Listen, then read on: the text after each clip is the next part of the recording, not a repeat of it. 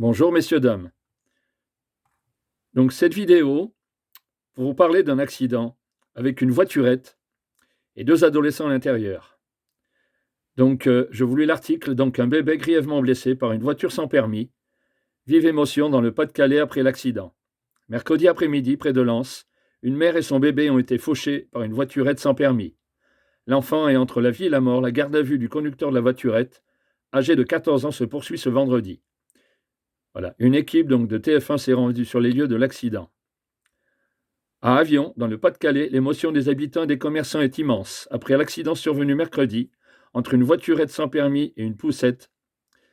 Si c'était un de mes enfants, j'imagine l'état de la mère, réagit un restaurateur interrogé, dans le reportage du 20h de TF1, visible en tête de cet article. Et puis la personne qui a pris la fuite. Il n'a pas de scrupules, ce gars-là. C'est inimaginable. Ma réaction de maman, franchement, c'est que c'est vachement honteux, dit de son côté une passante. Mercredi après-midi, peu après 14 heures, une mère et son bébé de 8 mois traversent sur un passage piéton de la commune. Mais une voiture sans permis conduite par un adolescent de 14 ans arrive au même moment. On la distingue à droite sur l'image ci-dessus, captée par la caméra d'un automobiliste.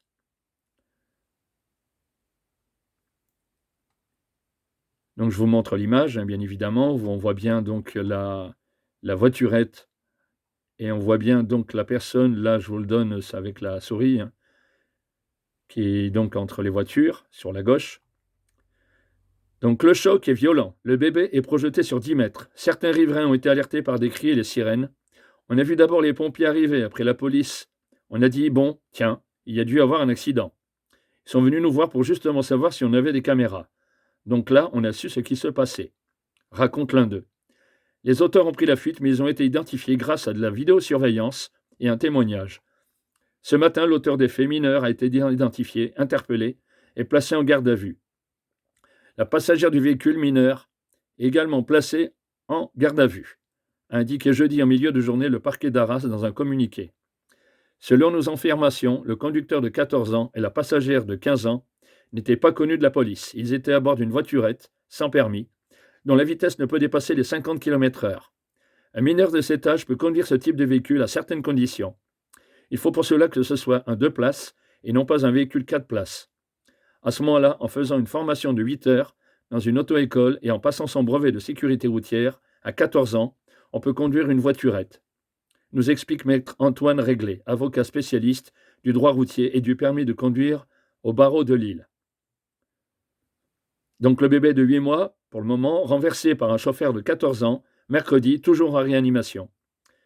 La garde à vue de la passagère a été levée jeudi soir, mais celle-ci du mineur au volant a été prolongée, se poursuit ce vendredi. Les 2 victimes sont prises en charge à l'hôpital de Lille. Le bébé est toujours en réanimation.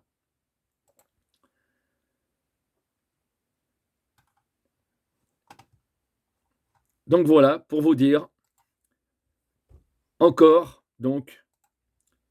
une affaire d'accident causé par des mineurs sur la voie publique, sur la route. Là, on peut se poser une question. Pourquoi des mineurs si jeunes, sans expérience, sans maturité, ont un volant dans les mains? Bien sûr, c'est la réglementation qui le définit. Donc les voiturettes, elles peuvent être conduites, effectivement, par des mineurs. Voilà. Mais on peut se dire aussi, à cet âge, quelle maturité? Quelle maturité sur les conséquences, sur les sanctions pénales, sur le caractère du chagrin des personnes qui ont été victimes, qui ont été tuées, qui ont été blessées grièvement, qui ont été blessées avec des blessures mineures. Je ne pense pas que ces ados s'imaginent toutes ces situations, ni par anticipation, ni au présent. Et on peut aussi parler du futur, sur le fait que plus tard, qu'est-ce qui va se passer sur leur réaction, leur sentimentale, on peut appeler ça comme ça. Qu'est-ce qu'ils vont penser? Est-ce qu'ils vont avoir du chagrin? Est-ce qu'ils vont se rendre compte du mal qu'ils ont fait autour d'eux?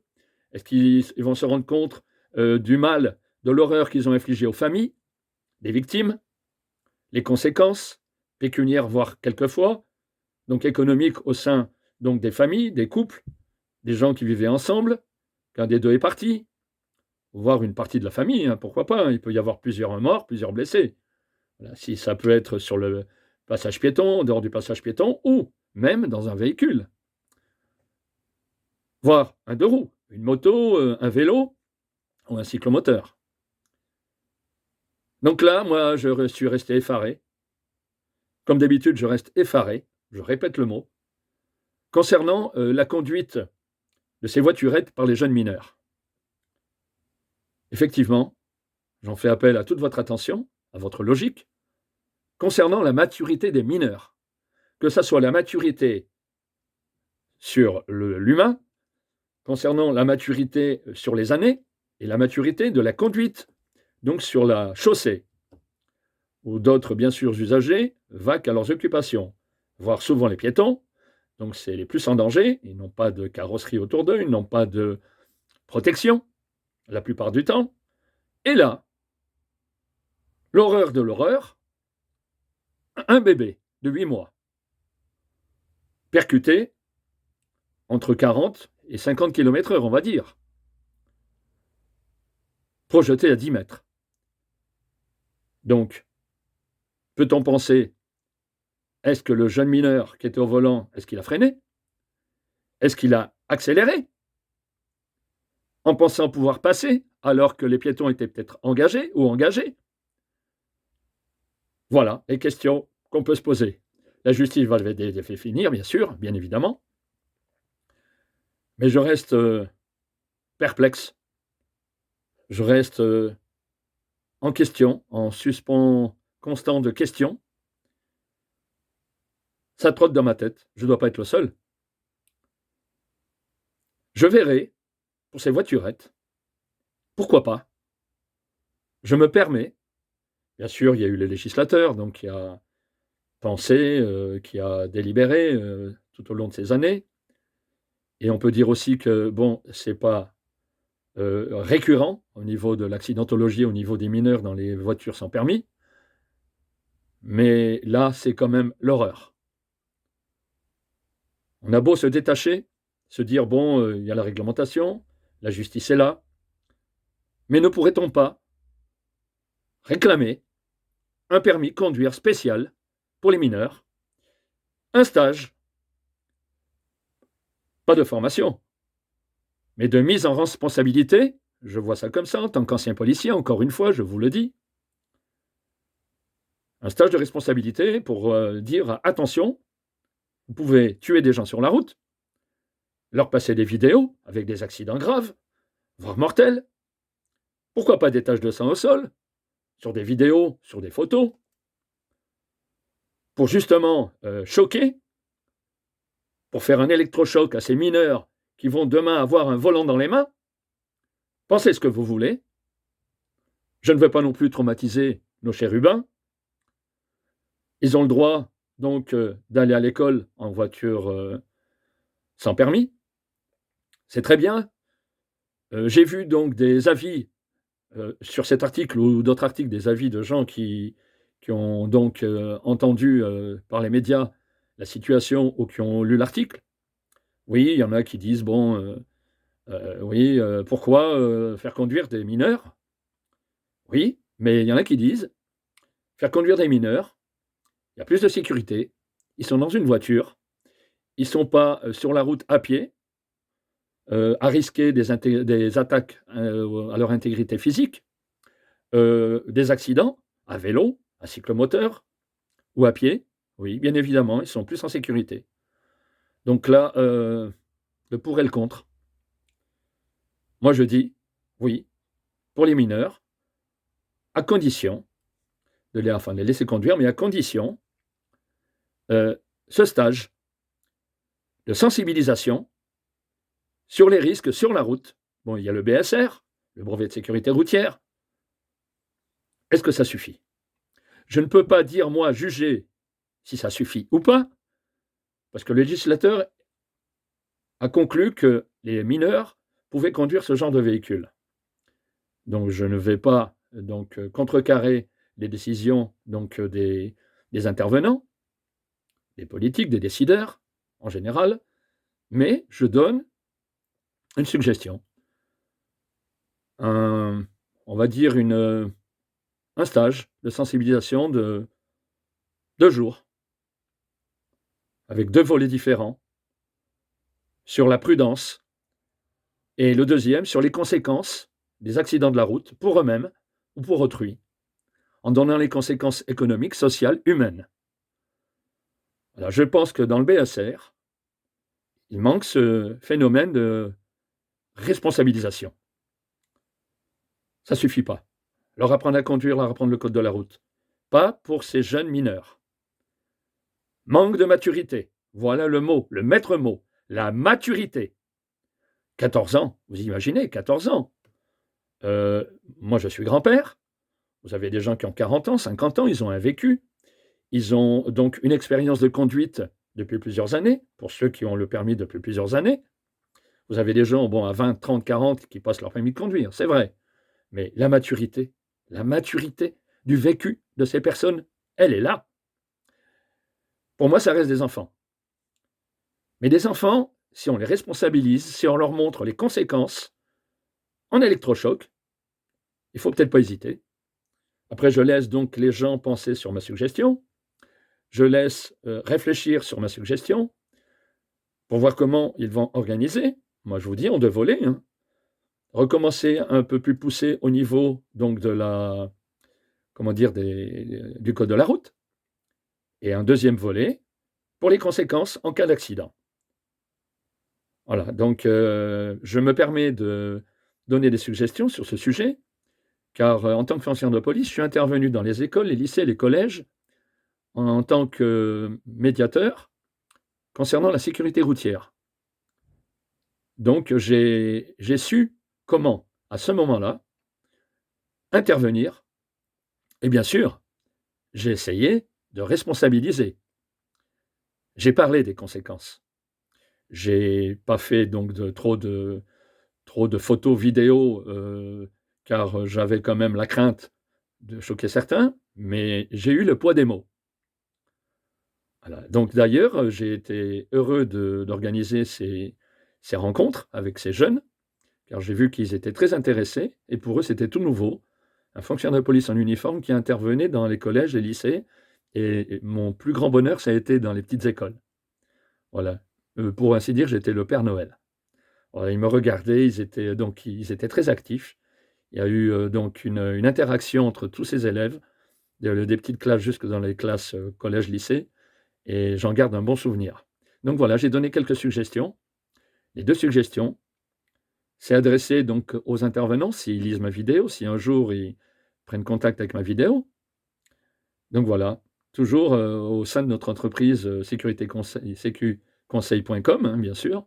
Voilà, j'en parle de temps en temps sur les vidéos. Donc, ancien fonctionnaire de police. Voilà, donc, je souhaite quand même qu'il y ait je pense que ça va peut-être, bouger au niveau des actions, au niveau de cet accident, car c'est quand même, horrible. Un bébé de 8 mois, un bébé de 8 mois qui a pas vécu, qui a à peine ouvert les yeux, qui a pas vu la vue. La vie, il ne connaît pas, il ne va pas connaître peut-être s'il décède. Je me mets à la place de la maman, je me mets à la place du papa, des familles. C'est l'horreur. Des jeunes, bien sûr, qui étaient pas responsables par rapport à leur maturité, donc ils se sont pas rendus compte au moment de l'action. Est-ce qu'ils se rendent compte maintenant après l'action? Il peut y a certainement, il y a des pleurs, des regrets, des pleurs. Concernant les auteurs, il y avait une jeune fille dans le véhicule. Je pense qu'ils doivent endurer aussi une souffrance abominable, mais je pense aux victimes. Je pense aux victimes. Je ne peux rester insensible. J'aurais pu être le papa. Voilà, et aussi bien, j'aurais pu être le père de cet enfant. Donc, je ne sais pas quoi dire aux parents, bien évidemment. Il n'y a pas de mots. Il n'y a pas de mots. Leur souffrance doit être abominable.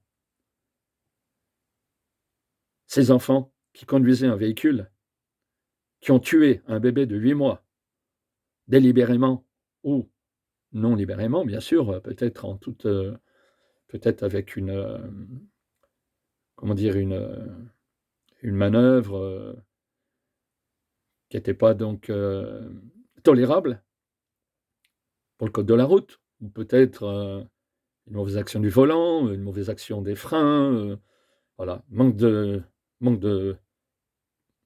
on va dire, de maturité, manque d'expérience. Nul ne sait pour le moment combien de temps ce jeune homme ou cette jeune fille, bon la jeune fille elle était passagère, ce jeune homme tenait le volant, depuis combien de temps? Depuis combien de temps il conduisait ces voiturettes, ces fameuses voiturettes? Est-ce qu'elle n'avait pas été prêtée par quelqu'un? Est-ce que c'était la sienne? Voilà les questions qu'on peut se poser. Est-ce que c'était pas la voiturette de la jeune fille qui l'accompagnait? Voilà. Est-ce que c'était pas la première fois qu'il prenait la voiturette pour sortir? Donc là, c'est encore plus grave. Avec ou sans BSR, heu, je confie aux parents une petite suggestion: accompagnez-les, suivez-les en voiture, suivez-les, même si vous n'avez pas de véhicule ou si vous avez une voiturette vous aussi, ou un cyclomoteur ou un vélo, accompagnez-les pour leur donner des indications en dehors du BSR, voir comment ils se comportent sur la route, leur donner un sens de maturité sur la route par rapport à leur façon de conduire, à leur proposer d'anticiper, leur dire comment anticiper pour éviter le risque d'accident, pour éviter de tuer, de blesser grièvement ou moins grièvement les gens sur la route, les piétons, les cyclistes. Voilà. Parents, accompagnez-les. Ne les laissez pas aller dans la nature comme ça avec leur BSR. Soyez responsables. Vous faites partie de leur environnement de maturité, d'expérience. Donc l'éducation, la morale, c'est pas seulement à la maison, c'est en dehors également, à la sortie des écoles, surtout quand ils conduisent une voiturette. Un engin sur 4 roues, sur 2 roues, quel qu'il soit, il reste dangereux par la vitesse, par le manque d'expérience, par la faille mécanique. Ça peut l'être aussi. On peut se poser la question, est-ce que les freins ont bien répondu? Est-ce qu'il n'y a pas eu une panne qui a engendré justement la perte de contrôle du véhicule? On peut se poser un tas de questions. Mais moi, j'en reste sur le manque de maturité. Voilà. À bon entendeur, salut. Pour ceux qui vont peut-être réagir, que ce soit les politiques ou les décideurs dans cette situation qui est effroyable, qui est inimaginable. Qui se serait imaginé un bébé de 8 mois, projeté sur 10 mètres par une voiture sans permis, conduite par un mineur? Voilà, donc qu'est-ce qui s'est passé? La justice va faire son travail, bien évidemment. On le saura dans d'autres articles ultérieurement, par la presse, ou peut-être pas, parce que des fois la discrétion est là concernant les mineurs, dans les dans les tribunaux. Donc là, au niveau des médias, je ne sais pas, ce qui va se passer, au niveau de la réserve, de la justice. Mais voilà, le fait est là. Je ne sais pas quoi dire concernant ce que j'aurais à dire sur le chagrin, sur le tout ce qui va s'ensuivre concernant l'horreur pour les familles, les conséquences. Là-dessus, bon, je vous laisse. Le mal est fait. Dans notre société, là, dernièrement, par rapport à ce bébé de 8 mois. Donc je pense et j'espère que des mesures vont être prises pour améliorer justement la capacité à conduire des jeunes mineurs sur les véhicules, sans permis. Je vous remercie de m'avoir entendu. Je vous souhaite, malgré tout, cette horreur affligée à notre société et à ses familles, en tant que victimes, une bonne journée. Au revoir, messieurs, dames.